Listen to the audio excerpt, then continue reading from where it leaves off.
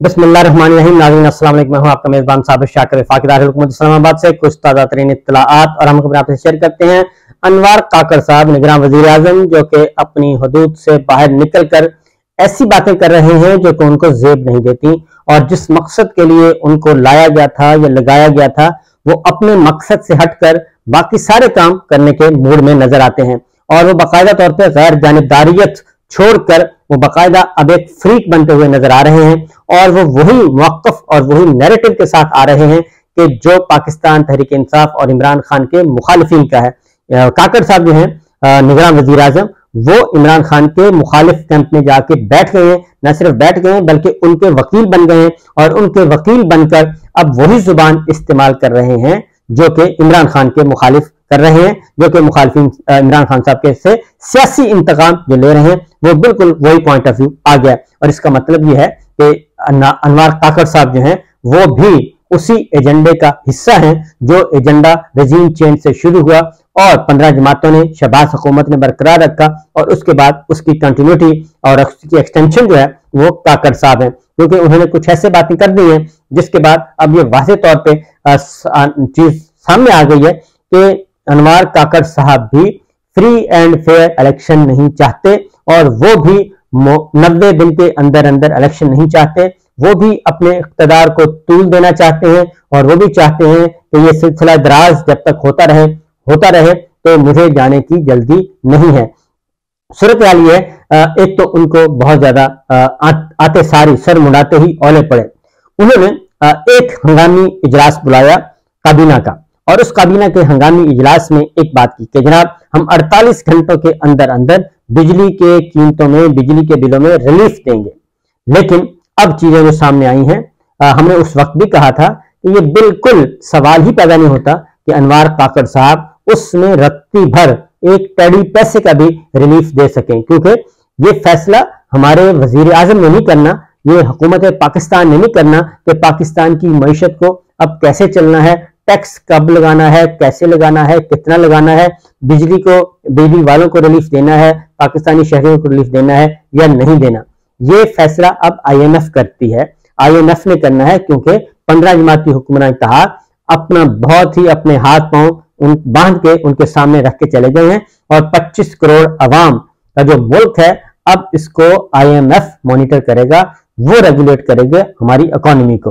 वही हुआ कि जनाब काकड़ साहब का ये वादा पूरा नहीं हो सका और उन्होंने जो वादा फरमाया था तो IMF ने वाज़ेह तौर पे ये कह दिया है कि जनाब आपकी पाकिस्तान की काकड़ हुकूमत की दरखास्त फिर वक्त इस पे कोई गौर नहीं किया जा सकता कि जनाब आप बिजली के बिलों में और कीमतों में रिलीफ दे दें। क्योंकि काकड़ साहब ये फरमाया है उन्होंने कि ये कोई इतना बड़ा मसला नहीं है कि इस पे पहिया जाम किया जाए या शटर डाउन किया जाए और लोग इस वक्त बिलक रहे हैं और पाकिस्तान का कारोबार, पाकिस्तान का जो डोमेस्टिक ढांचा वो भी तबाह बर्बाद हो चुका है, सिर्फ एक बिजली की वजह से, बिजली की कीमतों की वजह से ये है। तो ये जनाब ज़राए के मुताबिक IMF की जानिब से वजारत खजाना और वजारत तवानाई को सवालात भेजे गए लेकिन कोई जवाब नहीं मिला और IMF पाकिस्तानी मुज़ाकरातों को टफ टाइम दे रहा है और लिहाजा ये हो गया है जी जवाब। उसके बाद अगली तबाही वो है वर्ल्ड बैंक की रिपोर्ट है, वर्ल्ड बैंक की हमारी नहीं। वर्ल्ड बैंक ने इस साल अफगानिस्तान की मुआशी सूरत हाल को तसल्ली बख्श करार दे दिया है, अफगानिस्तान की मुआशी सूरत हाल को, और उन्होंने कहा है कि महंगाई की शरह में 9.1% कमी वाक़ हुई है। अफगानिस्तान हमारा पड़ोसी मुल्क जहां पे यहां से पाकिस्तान से चीनी स्मगल हो रही है अफगानिस्तान, आटा स्मगल हो रहा है अफगानिस्तान, सीमेंट स्मगल हो रहा है अफगानिस्तान, चावल स्मगल हो रहा है अफगानिस्तान, फल फ्रूट स्मगल हो रहे हैं अफगानिस्तान, और क्या क्या चीज है जो कि स्मगल नहीं हो रही, और डॉलर स्मगल हो रहा है अफगानिस्तान और वहां से जा रहा है वस्त एशियाई रियासतों में। और अफगानिस्तान में महंगाई की शरह 9.1% कम हुई और हमारे यहाँ जो है महंगाई 50% तक पहुंच गई है। 12% छोड़ के गए थे इमरान खान साहब और अब पहुंच गई है 50%, यानी जो निगरान हुकूमत के बाद भी हर रोज महंगाई हो रही है, हर रोज, और चीनी 190 रुपए किलो उसमें। तो लिहाजा सारी स्मगलिंग जो है जहां से इस मुल्क से हो रही है, पाकिस्तान से स्मगलिंग हो रही है अफगानिस्तान में महंगाई कम 9.1% और हमारे यहाँ महंगाई 50% बढ़ गई है। तो ये है हमारी औकात कार और हमारी rate of state, rate of the government, ये है गुड गवर्नेंस, जिसको बड़े बड़े तब्दीली लाई गई थी ड्राइंग रूम में बैठ के, और अब रोना रोया जा रहा है। अब फिर कहा जा रहा है कि जनाब इकोनॉमी को हम ठीक कर देंगे अगले 6 माह में। तो सूरत हाल ये हुई है 9.1%। और पाकिस्तानी रुपए के मुकाबले में अफगान करेंसी 29.3% मुस्तहकम हुई है। हम हैं जौहरी ताकत, हम अफगानिस्तान की लड़ाई लड़ते रहे, हम दहशतगर्दी के खिलाफ 20 साल लड़ते रहे, और उसका अब देख लें वहां पे महंगाई भी 9% कम हो गई, और जो अफगान करेंसी जो 29.3% मुस्तहकम है पाकिस्तानी रुपए से। और कुछ अर्सा पहले अफगान करेंसी जो है वो कंटेनर्स में तोल के लेते थे कि एक कंटेनर के इतने पैसे देंगे हम, ये इस तरीके से अफगान करेंसी। और वर्ल्ड बैंक ने अफगानिस्तान की मुआशी सूरत हाल की निगरानी करने वाले इदारे ने मुआशी मुश्किलात से दो चार अफगानिस्तान के मुआशी तरक्की के साथ साथ अहम मुआशी अशारियों की समरी जारी की है। और उन्होंने कहा कि 2022 के वस्त तक बुलंदी पर पहुंचने वाली महंगाई और महंगाई में एशिया की तरसील में इजाफे और मंडी में एशिया की बड़े पैमाने पर दस्तयाबी की बदौलत अप्रैल 2023 से कमी आना शुरू हो गई है। अफगानिस्तान बेहतर हो रहा है और हम बदतर हो रहे हैं। ये है एक और जरा सुन लें, वो भी आप हैरान होंगे कि जिसके बाद आपको अंदाजा हो जाएगा कि ये हो क्या रहा है। बिजली का सुन लें जी। बिजली, क्योंकि बिजली के बारे में तो IMF से हुआ था, लेकिन उस IMF से तो इनकार कर ही दिया। और अगली खबर जो है वह है कि डॉलर की तरह बिजली के रेट भी अब बेलगाम होने जा रहे हैं, और घरेलू सार्फिन के लिए बिजली की 1 यूनिट की इंतहाई कीमत 58 रुपए होगी, और जो होंगे कारोबारी लोग उनके लिए ये कीमत जो है 64 रुपए होगी। यानी 58 रुपए का यूनिट घरेलू सार्फिन को मिलेगा और 64 रुपए का मिलेगा कमर्शियल सार्फिन को। और 30 जून 2023 तक एक साल में IPPs को कैपेसिटी पेमेंट्स के 1300 अरब रुपया में रुपए रहे, यानी कि 1300 अरब रुपया। तो ये चीज चल रही है। अभी बिजली में और महंगा होना है। अनवार काकड़ साहब के लिए ये खबर है कि बिजली और महंगी होगी, सस्ती नहीं होगी, और 58 रुपया यूनिट और जनाब 64 रुपया यूनिट होगा। इसके अलावा एक और खबर भी ले लें कि ये डॉलर का रेट इंक्रीज हो रहा है। अनवार काकड़ साहब कहते हैं कि ना शटर डाउन की हड़ताल, ना शटर डाउन की जरूरत है, और ना ही एहतजाज की जरूरत है, और ना ही और पहिया जाम की जरूरत है। मैं तो नहीं समझता कि ये जरूरत है, लेकिन अब आप ले लें कि ये जो कर्जे हैं हमारे, ये कर्जे कभी खत्म हो ही नहीं सकते। उसकी वजह यह है कि ये एक है कि गैर मुल्की डॉलर कर्जे जो हैं वो 3 अरब 60 करोड़ डॉलर कमी आई, 3 अरब 60 करोड़ डॉलर कर्ज अदा किया। लेकिन जो डॉलर का रेट बढ़ा है उसके बाद पाकिस्तानी जो कर्जे हैं, पाकिस्तान के गैर मुल्की कर्जे, उनमें 6000 अरब रुपए का इजाफा हो गया। 6000 अरब रुपए कर्जा बढ़ चुका है। ना पाकिस्तानी रुपया मुस्तहकम होगा, ना हमारे कर्जे कम होंगे। हम करते जाएंगे, भरते जाएंगे, किस्तें देते जाएंगे, लेकिन डॉलर ऊपर जाता जाएगा, रुपया नीचे जाएगा, हमारे कर्जे बढ़ते जाएंगे। और सिर्फ ये चंद हफ्तों में 6000 अरब रुपया कर्जा हमारा बढ़ा है। मार्च 2023 तक जो माली साल के 9 माह हैं उनमें पाकिस्तान के मुल्की और गैर मुल्की कर्जे मजीद 10,000 अरब रुपए बढ़कर 59,247 अरब रुपया हो गया है।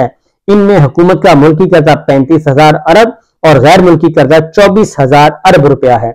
ये है जनाब एक और खबर आपको जो मैंने देनी थी। उसके बाद अनवार काकड़ साहब क्या फरमाते हैं। अनवार काकड़ साहब सिवाय इसके कि वो खामोश रहे ज्यादा बेहतर है, क्योंकि वो कहते हैं कि मुझे तो वजीर आजम बनाया शहबाज शरीफ साहब ने, हालांकि इससे बड़ा झूठ कोई और हो नहीं सकता, इससे बड़ा कोई झूठ और हो नहीं सकता। लीडर ऑफ अपोजिशन राजा रियाज साहब सारी रोदात सुना चुके हैं कि वो तो जब जाके बैठे हैं तो समरी आई है, उन्होंने कहा दस्तखत कर दें, और उस पर नाम लिखा हुआ था अनवार काकड़ साहब का। ये तो नवाज शरीफ साहब लंदन में प्रोग्राम बनाते रहे, जरदारी साहब बनाते रहे, और मौलाना फजल रहमान साहब और MQM पता नहीं सारे आपस में जुड़े रहे और ये करते रहे कि जनाब ये हो जाएगा और फलां वजीर आजम आएगा, फलां काबीना आएगी। बहुत बड़े बड़े फैसले किए गए थे, लेकिन उनमें से कोई भी नहीं आया। तो ये इस वक्त की इत्तलाआत हैं, और मैं छोटी छोटी खबरें जो हैं मैंने आपको बताई। ये छोटी खबरें नहीं है बल्कि ये बहुत बड़ी खबरें हैं। अब आते हैं सूरत हाल क्या है। एक तरफ तो ये सिचुएशन चल रही है, IMF जवाब दे चुका, काकड़ साहब रोज कोई ना कोई ऐसा एक छोड़ देते हैं मसला कि जिसके बाद पता चलता है कि ये निगरान हुकूमत नहीं बल्कि ये बाकायदा तौर पर जानेदार हुकूमत है। दूसरी जानिब गिलगित बल्तिस्तान के हवाले से मैं आपको बता दूं कि गिलगित बल्तिस्तान में सिचुएशन इंतहाई सेंसिटिव, इंतहाई नाजुक, लोग एहतजाज कर रहे हैं, रिपोर्ट नहीं हो रहा बल्कि उस पर मट्टी डालने की कोशिश की जा रही है, कबूतर की तरह आंखें बंद करके गलत खबरें दी जा रही हैं गवर्नमेंट की तरफ से, और उस इशू को एड्रेस करना चाहिए। गिलगित बल्तिस्तान एक बहुत ही पीसफुल और बहुत ही इंपॉर्टेंट हमारे लिए है। वो कॉरिडोर का सी पैक का दरवाजा है, वो दाखिली दरवाजा है सी पैक का, और आखिरी दरवाजा ग्वादर है। ये दोनों पॉइंट्स पे ही अनरेस्ट हो चुका है और दोनों जगहों पे ये अनरेस्ट की वजह क्या है। तो बहरहाल जी ये खबरें हैं। और दूसरी जानिब कामरान खान साहब ये कह रहे हैं कि army chief general Asim Munir साहब जो हैं वो ड्राइविंग सीट पर आने वाले हैं पाकिस्तान को मुआशी दलदल से निकालने के लिए। तो हम फिर यही गुजारिश करेंगे जनाब, ये मामलात जो हैं ये इतने आसान नहीं है। ये परवेज मुशर्रफ साहब भी यही काम करते थे और उसके बाद जनाब कयानी साहब भी यही काम करते थे, राहिल शी साहब भी यही काम करते थे, बाजा साहब भी यही काम करते थे।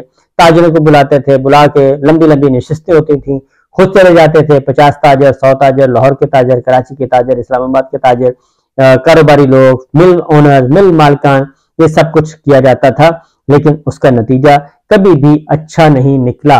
और ये पैरेलल गवर्नमेंट जो होती है, ये पाकिस्तान में ये तजुर्बा नाकाम हो चुका है कि एक पैरेलल गवर्नमेंट, एक डिफेक्टो गवर्नमेंट, एक डिजोरे गवर्नमेंट। तो ये डिजोरे और डिफेक्टो ये लड़ाई है, इसको खत्म होना चाहिए। डिजोरे को ही डिफेक्टो होना चाहिए और उसी हुकूमत को होना चाहिए जो असल में हुकूमत है, उसी को हुकूमत करते हुए नजर आना चाहिए अगर आपने मामलात को सही करना है। तो बहरहाल जी ये हैं अब तक की इत्तलात, ये खबरें। इंशाअल्लाह अगले व्लॉग में मजीद कुछ। इजाजत दीजिए, अल्लाह हाफिज।